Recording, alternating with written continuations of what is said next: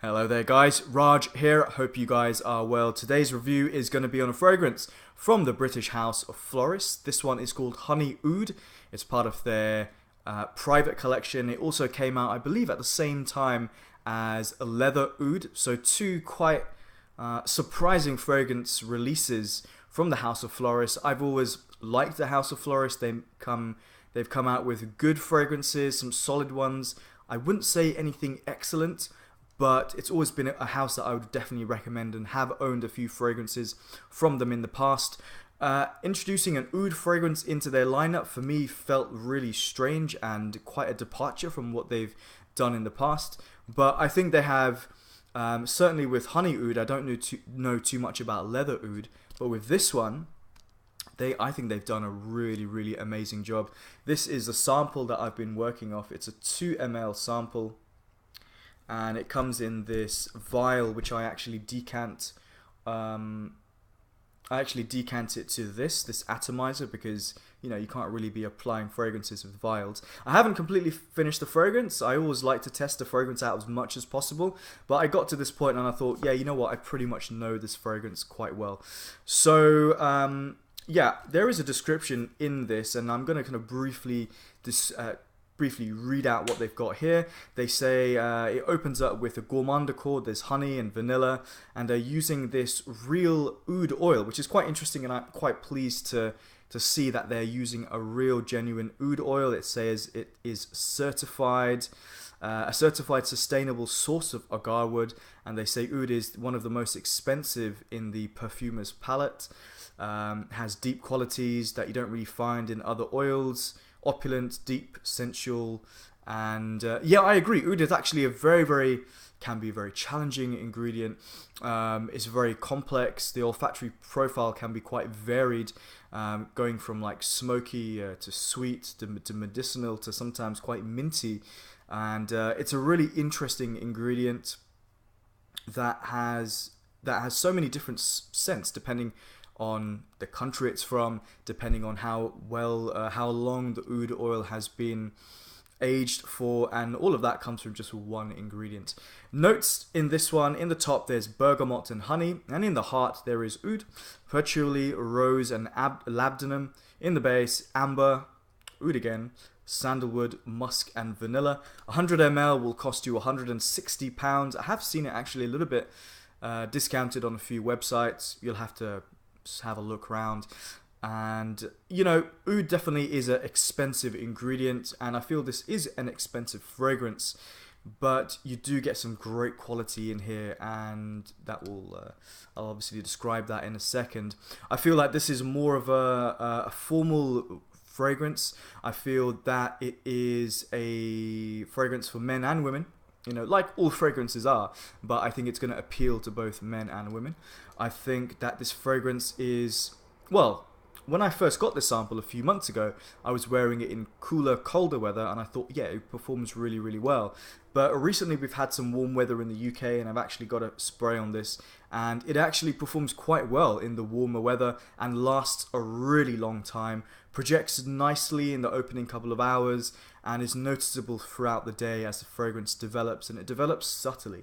So just, no complaints there when it comes to performance.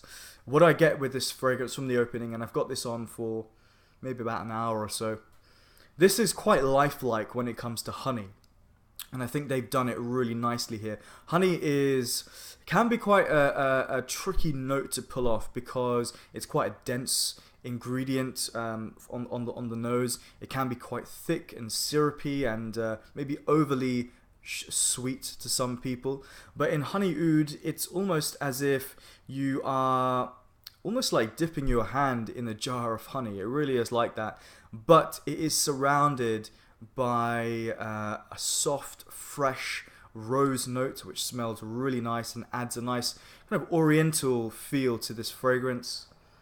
It adds a nice, it's a velvety and soft and actually quite an addictive smell. Actually, the honey at this point is yeah, it's sticky and it's sweet and doesn't go over the top. I think it's in a really nice balance here.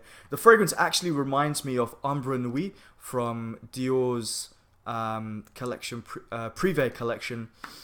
There's rose in there, there's amber in here. Notes are fairly similar actually in honey oud and ambre nuit, and I feel it does have that vibe. So if you like that Dior's ambre nuit, I think you're probably gonna like this one. You only really get the oud maybe an hour or so into the fragrance. It starts to just creep in, and the slightly smoky, earthy, woody notes really come through. It's actually quite a smooth oud. I don't think they've used a huge amount of oud in this fragrance, even though it is in the title and it's twice in the note breakdown.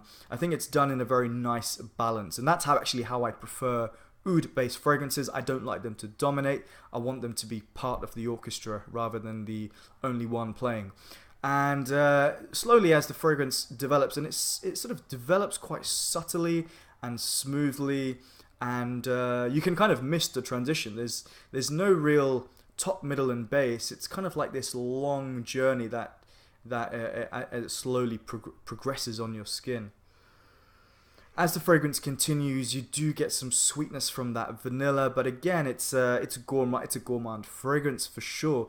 But it never becomes sickly sweet. It never becomes childish. It retains this almost slightly powdery quality, balanced quite nicely with this smoky oud and some earthy, woody vanilla in there.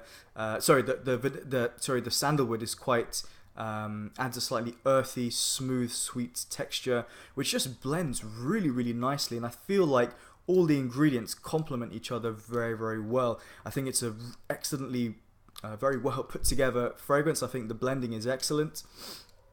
There's notes of musk and labdanum, and I guess I wouldn't say I pick up on those notes, but there is a kind of slightly furry quality with this fragrance. I think that the oud actually gives it that feeling, and I think they're combined with the honey, giving it a kind of almost waxy, furry type quality, which I think is quite nice, but still quite subtle actually, and it's nothing too aggressive, you know?